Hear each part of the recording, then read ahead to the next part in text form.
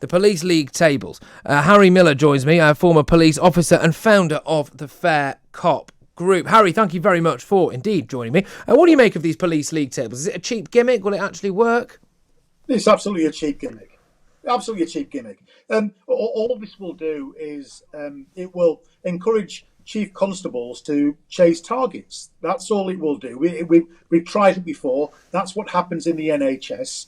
It's an absolute chimera. It's a fake. It's a phony. What we actually need is more police officers literally on the street. At the moment, we have plenty of police officers, but the vast majority, well, not the vast majority, but a large number of police officers spend their entire shifts babysitting prisoners who have faked some illness or banged their head against the cell wall because they fancy spending the night in the comfort of a hospital rather than in the cell. And the second that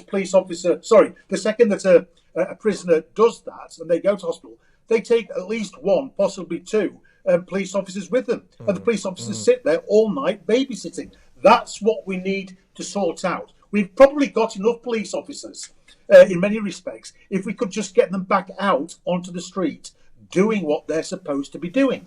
So do you worry that this might kind of pit police forces against each other, and maybe now police forces might go for your, say, easier crimes, your tick box elements of it, as opposed to actually, solving the real stuff? No, that's exactly what will happen. That's exactly what will happen. The police will non-crime as many crimes as they possibly can. They will refocus on non-crime hate incidents, which gives them all kinds of tick marks without having to collect any evidence or do any prosecutions or anything. And they will climb the greasy pole in order to make themselves look good relative to other forces, rather than actually getting down to the nitty-gritty of solving crime. This is what will happen. Yeah, and I do wonder whether or not, I suppose the upshot of that is essentially we, as a result of police league tables, potentially might be less safe on our streets. Of course, we'll be less safe on our streets. But you get Sadiq Khan, who, when he is confronted by one of his local residents and says, "Look, London doesn't feel safe," what does he do? He compares the streets of London with the streets of New York. Yeah. I mean, what where is they've got that? where you can essentially legally walk around with a gun. It's not the same, is it? It's not remotely the same. But this is what will happen with league tables. When we start pitting police forces against each other, police constables will start artificially engineering their police officers to go and investigate those crimes and write off those crimes, which help them climb the ladder. We already have league tables as set out by Stonewall, and we've found that police will police those things which Stonewall find important in order to climb up the rainbow ladder and get sort of woke points. Yeah. Well, the same thing is going to happen when it comes to knife crime, stabbings, burglaries, car thefts, etc., etc., etc. The police are going to screen out all those things that they don't really fancy and turn it into a paper exercise in order to climb the ladder. That's what will happen. It is utterly inevitable. Yeah, I mean, just on that as well, you mentioned there a league table that already exists regarding Stonewall, for example. And whilst obviously any kind of homophobia or anything like that is deeply wrong and needs to be rooted out and stopped, of course it does. At the same time, I think the vast majority of people in this country just want police to be police, and they don't really need some jazzy TikTok video with them draped in a rainbow flag, you know? No, you don't, and you don't need a community liaison officer that's spending a day teaching the bakers of Scunthorpe what it is to suffer a hate incident, because that's what Humberside Police last year sent PC Gull. That's the fellow that came after me. They sent him out to spend an entire day, I think it was, talking about non-crime hate incidents to bakers. I mean, what's that all about? We do not have an epidemic of Scunthorpe bakers wandering around committing homophobic hate crimes. You've got to watch out for those bakers in Scunthorpe, I tell you, you know. You do, but this is what happens. Our priorities are wrong. Now, what Priti Patel has done, yet again, she's made a push to centralise police forces and to make police forces answerable primarily to Downing Street and Whitehall. And this is because there has been a power gap left by PCCs who simply are not doing their job. They're not. What they're doing, they're spending their time cozying up to chief constables, cozying up to various so-called community leaders. But what they're not doing is holding their chief constables to account. And that's what PCCs need to do. And if they don't do that, then the community needs to fire the PCC. And if they do that, then the PCC needs to fire the chief constable if the chief constable is not doing the job. What's one of the other measures that the government wants to put in place now? Every victim of crime will have a personal police officer that they can identify. I mean, surely there are more crimes than police officers. So, again, are we going to be taking police off the streets here? Again, it's a nonsense, because already most police forces assign a constable to the victim of a crime. It's already happening in most police forces. You know, most police forces, if you're a victim of a crime, you'll be given a card with the investigating officer's name and number on it, and we've already got that. This is just absolute nonsensical, utter nonsense.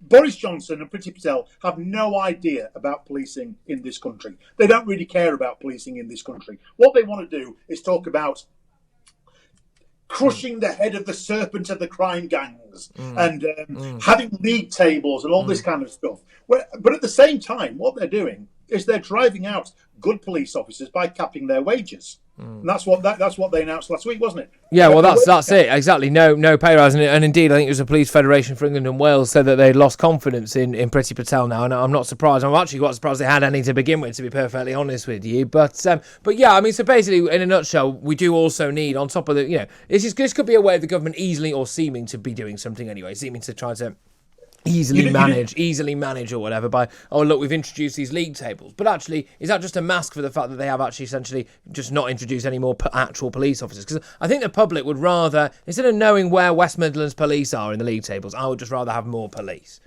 Yeah, of course we would, but not just more police. We want better police. And what we have at the moment is this ridiculous idea that's come out from the College of Policing. By the way, that needs shutting down immediately. That all police officers have now got to be graduates. Well, the reason that the College of Policing wants graduate officers is because they want police officers who have been trained not to think.